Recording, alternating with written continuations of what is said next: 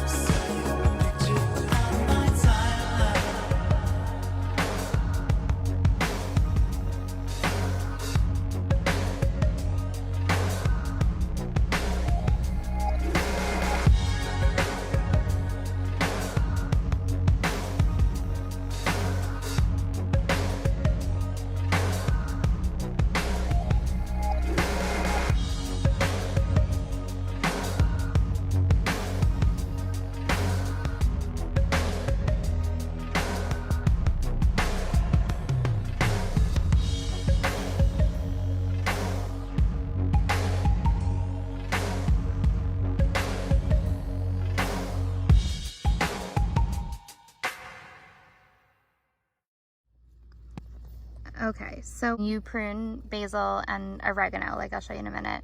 You want to look for, I call it the intersection, okay? So for example, on this stem right here, so this is the top up here.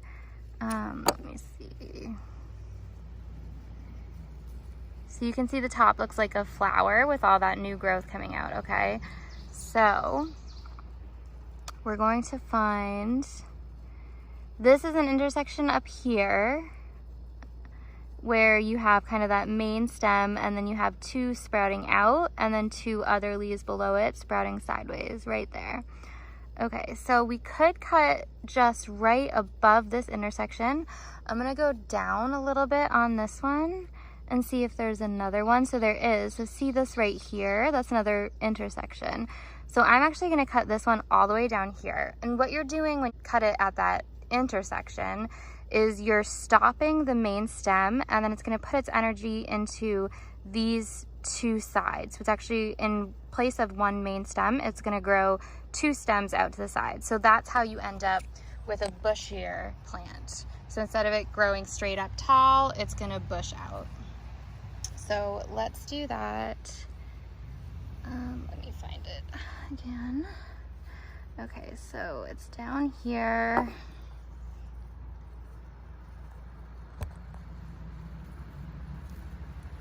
I'm gonna just do it with my hands because it's easier, but while I'm one-handed here. And you can do it with your hands. So see, I pinched it right off, and now it's gonna grow out. And while we're out here, we're gonna prune the oregano also. And it's pretty much the same thing. You wanna look for kind of where that new, the new growth is down on the stem. So I'll show you one. Okay, so for example, this long leg here, we have the top, and then this is a really good example because oregano grows just so quickly. So each of these is a new growth. So you could cut it all the way back. Ooh, spider. I'm just gonna cut mine probably about halfway down or so to promote that new growth. So I'm gonna take mine probably right down here. I'll do it with my hand again. Right down here, right above this little intersection here. Oh, I think there's a deer in the woods. And I'm just gonna pluck it off with my finger. Ooh, I can't do it with my finger on this one.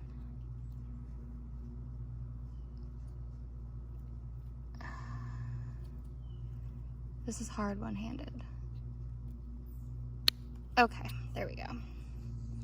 So now we have this beautiful oregano branch, and we're gonna cut the others.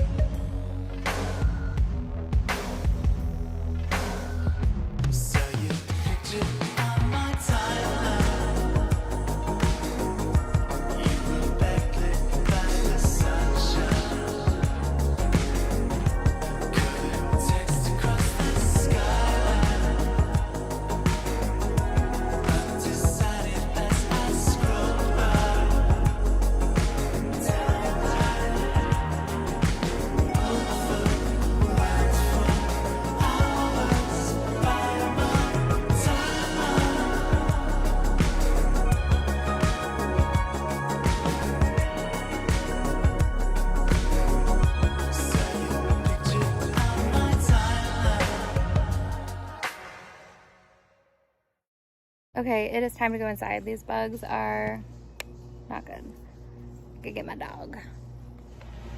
Hi guys, okay, it's a little loud because I have the fan on and the baby's eating dinner, but I wanted to show you really quick how I make my pesto. So technically a pesto has some sort of nut in it that makes it kind of creamy. I never have any like nuts on hand like that, so I just do really simple. I do basil, a handful of basil. This is what I harvested yesterday that you saw earlier this video. I just do a handful of basil and then olive oil, and I blend it up. I should add that I obviously add seasoning to this, so salt, garlic powder, onion powder, whatever I feel like. Here's the final product. So it's obviously a very light pesto. Like I said, if you wanted to add some nuts into the food processor, it'd make it a lot more creamy, but I like it like this. Okay, the herbs are looking fabulous, especially the oregano. It looks so good. So I'm going to harvest a bunch of this and then the basil behind me.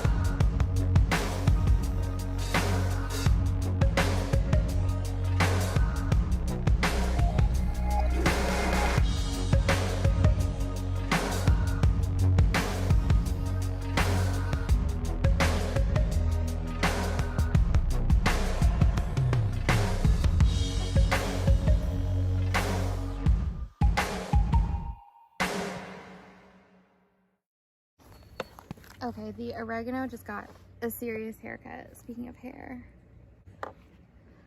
I might break out the dehydrator for this weekend. I could probably bunch it up and dry it, but there's some long pieces, there's some really short pieces, so it'll be just as well to stick it on the dehydrator Saturday morning and just let it go.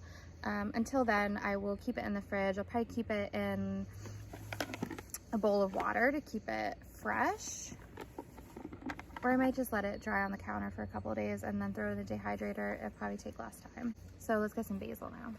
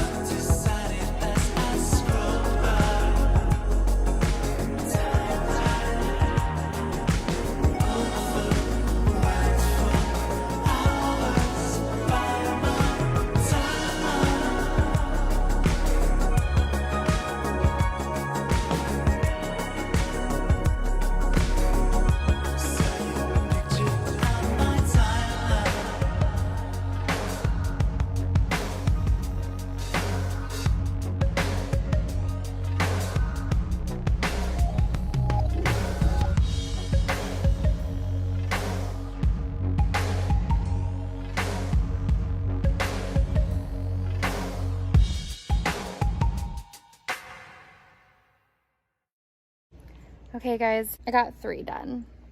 They look like that really bad haircut that your mom gives you when you're like 8 or 9. Sorry little guys. They'll come back even bigger than they were. And while we're out here, can we just for a moment look at the green beans that are climbing? So exciting. And you can also look at the green beans that aren't climbing. So we think that they're bush beans and not pole beans, which is interesting because they all came from the same seed packet.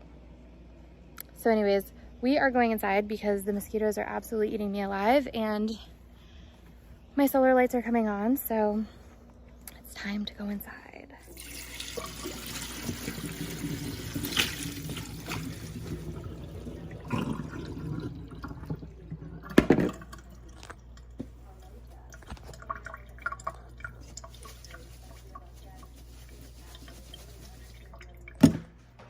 Okay, so we're heading to bed. I've had these herbs just kind of air drying in this colander for a while, and I'm going to spread them out onto this rack.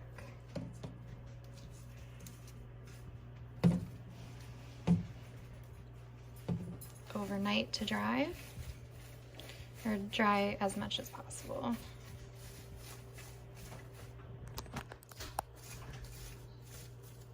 And then we'll see what they look like tomorrow.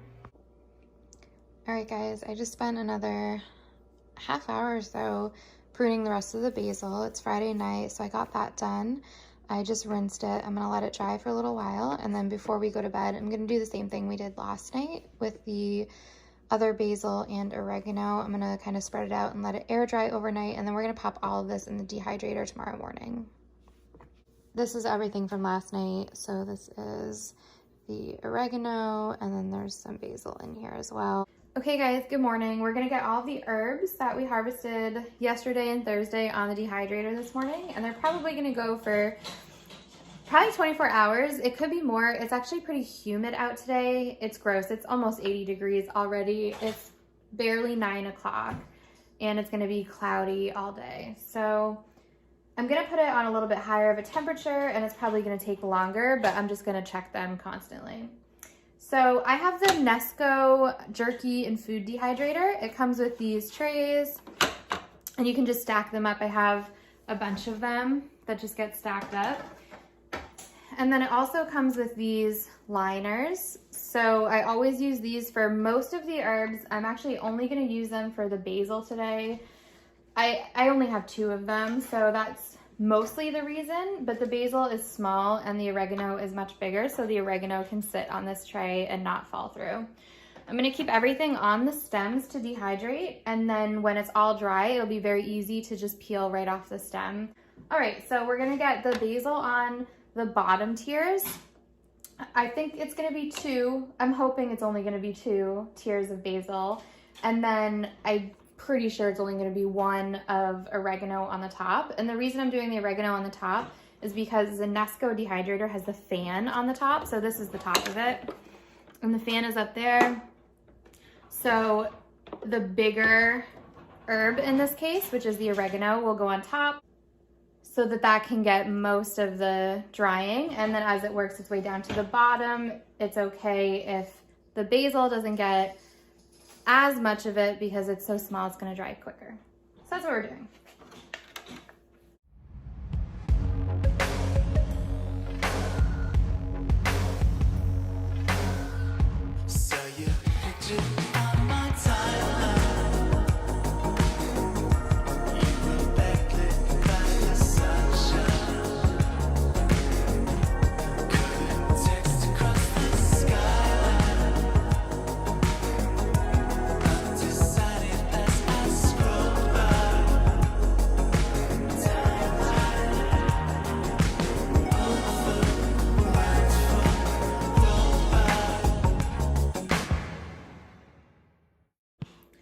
Okay, that's probably as much as I'm comfortable doing.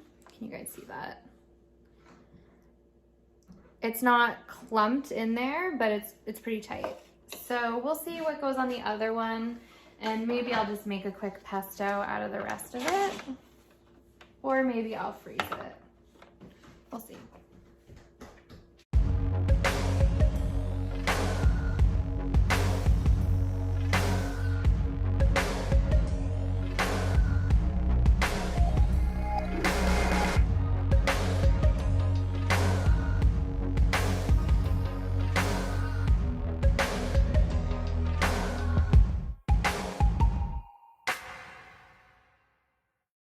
I have a lot left, so I think I'm gonna do another one of basil, and we'll see if they start to fall through, because it's pretty big gaps in here.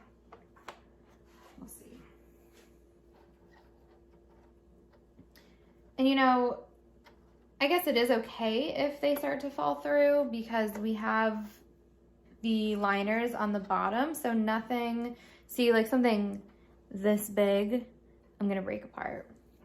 So, I mean, nothing is gonna get to the very bottom of the dehydrator. It's just gonna fall onto the next shelf, which isn't the end of the world.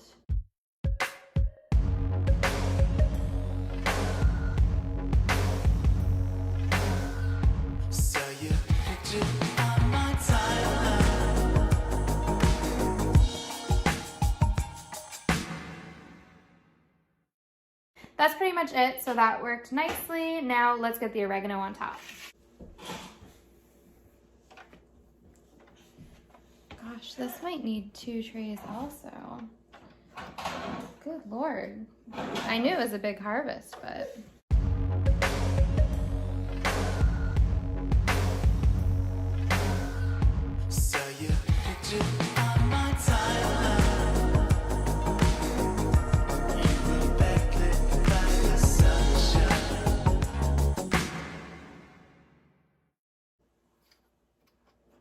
Okay, that's good. So we're gonna get the top on.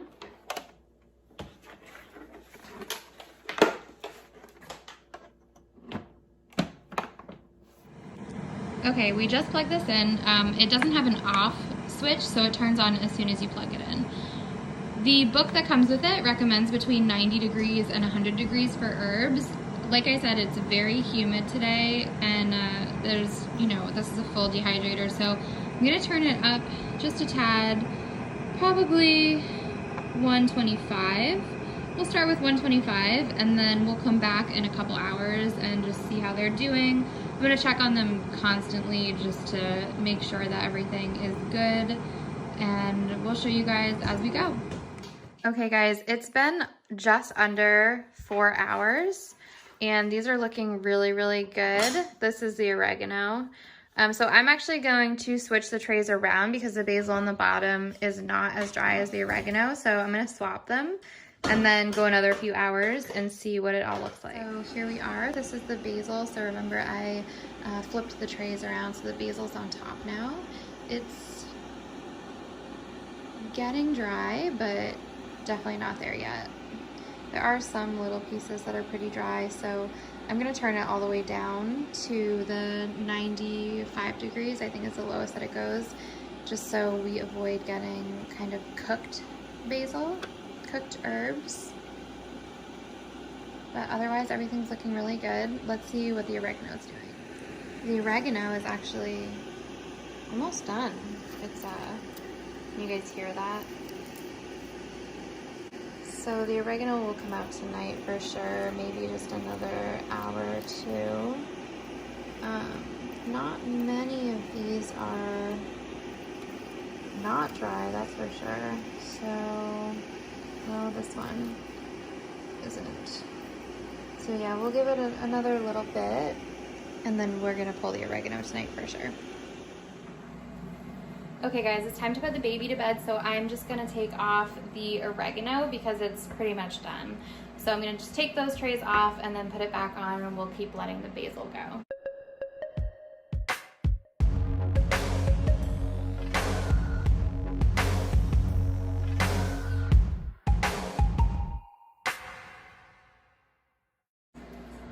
And it's still on 95 degrees from when I turned it down earlier, and I think we're just gonna let that go for the rest of the night.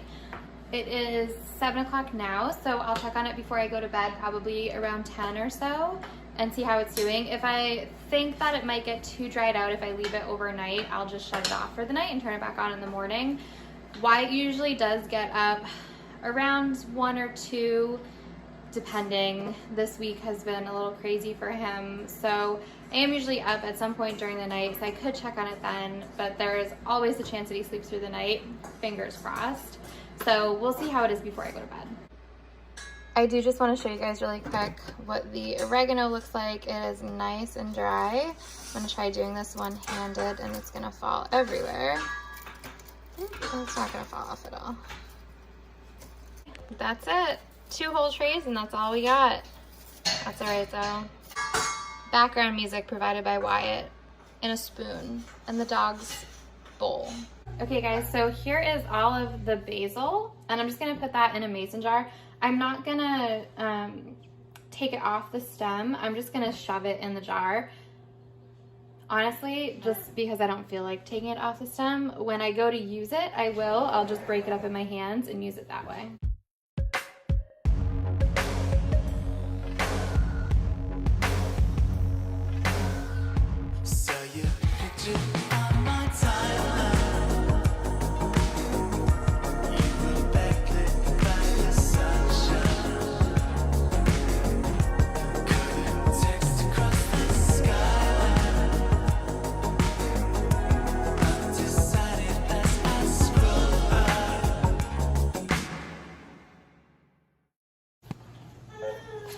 So I already have a jar of oregano started. This is just like a really small amount that I dried a week or so ago.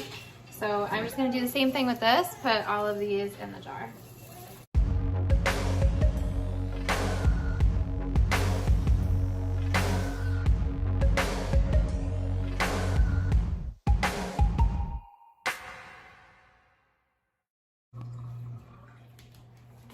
Okay, so there's my basil and my oregano, and I'm sure we'll have more very soon.